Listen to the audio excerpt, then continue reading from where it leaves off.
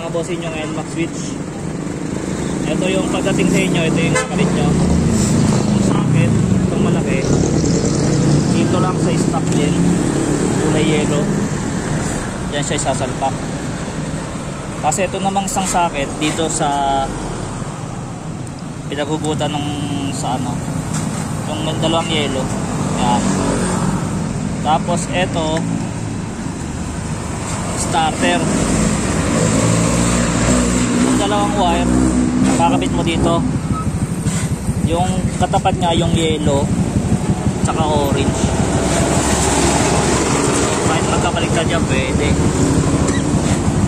Ito naman body ground.